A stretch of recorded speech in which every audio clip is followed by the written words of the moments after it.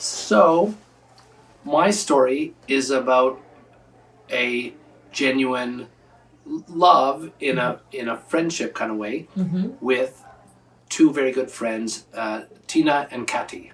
And my story is that many years ago, I went to India to do a project, and I wrote a blog, and I'd never been to India. I didn't know anybody, and I didn't know the language, of course.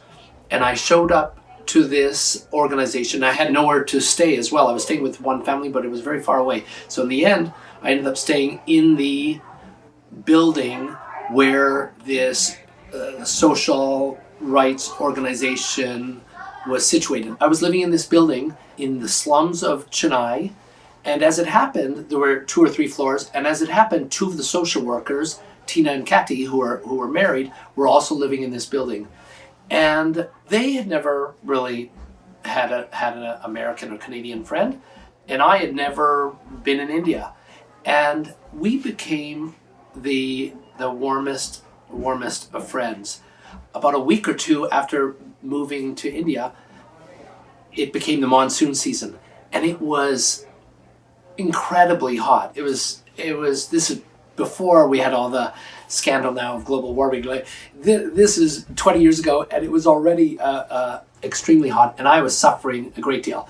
And Tina's a man, Tina Ganar, and he said, "I'll take care of you. Jump on my bike."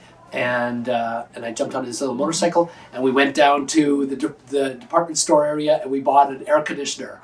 And then he helped me install it in my room. He'd come up to visit me because it was nice and cool in my room. Right. But he would also just come and sit with me, and he knew about 6 words of English. And I knew less than that in Tamil. But he would come, he kind of knew that I was way out of my element and away from my family and thousands of miles away. And he would come and would just sit in my office and just spend time just sitting in my office, and he'd say a couple of words in English, and he'd kind of look at what I was working on, just to be a friend. And it was very powerful. Yeah. And yeah, it was very hard to describe, but I really became very close with him and his wife. His wife spoke very good English, and so we would translate between, but many times it was just with a few words, and it was just spending time together. And in India, one of the things is that the men hold hands, which is very, like here you wouldn't do that.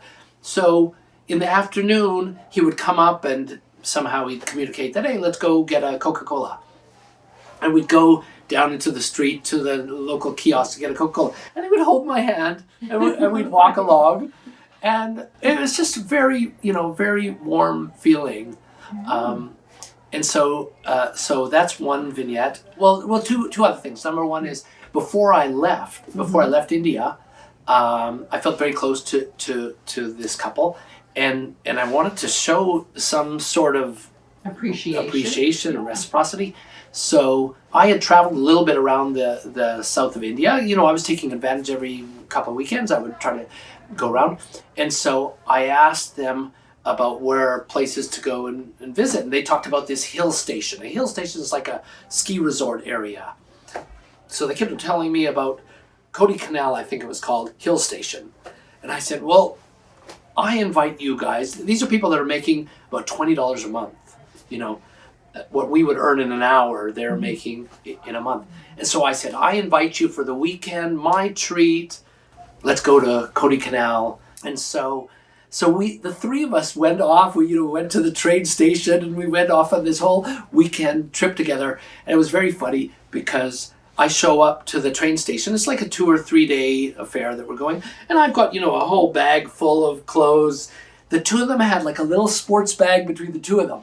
One little, that's all they needed. I said, but, aren't you guys going to wear like little hiking shoes because we're going to go hiking? Oh no, we're fine with our flip-flops. That's good. But we had a wonderful weekend together. We even had a one scene where this little resort was on a little lake, And so we hired a little gondola, and I had the two of them, and I was...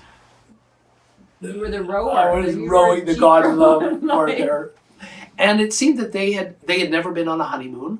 You know, they're very modest people, and they had been to some little religious festivals here and there, but they had never been on a weekend like this. And so this was like a honeymoon for them. Fast forward 20 years later, almost exactly 20 years later, a few years ago, I did another project in India. And I ended up back in the exact same city. So of course I wrote to them and I said, hey, I'm coming to town.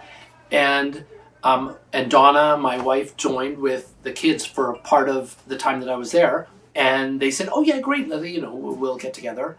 And we took them again on a little excursion on the weekend. And both families just merged and melded together in the most remarkable way.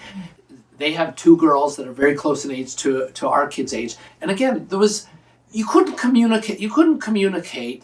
The languages they know a couple of words in English, but they were busy holding hands and running up to the different monuments that we were visiting. And I just have a very, very warm part in my heart for Gadi and Tina. So it's funny, we begged them, we said, send your girls to America. We'll sponsor them, send them for a semester. It'll be an amazing experience. And so we were talking about that. They kind of backed out. I think it was too big a leap for them. The girls had never been out of their province even. And so I think they were a little nervous about putting them on a plane and sending them off to California. But we send pictures from the various family celebrations. And it's funny, just back to the holding hands thing. Right. When I came again, 2 or 3 years ago, and we went off to Coimbatore, if I remember. That was the place where we did this weekend excursion. So the kid, we went to some, mini amusement park or whatever, and the kids are running off and they're making bangles and bracelets or whatever. And again, Tina just came and I was sitting on the bench, just, taking a break. He comes, he sits next to me and just, nice to have you nearby.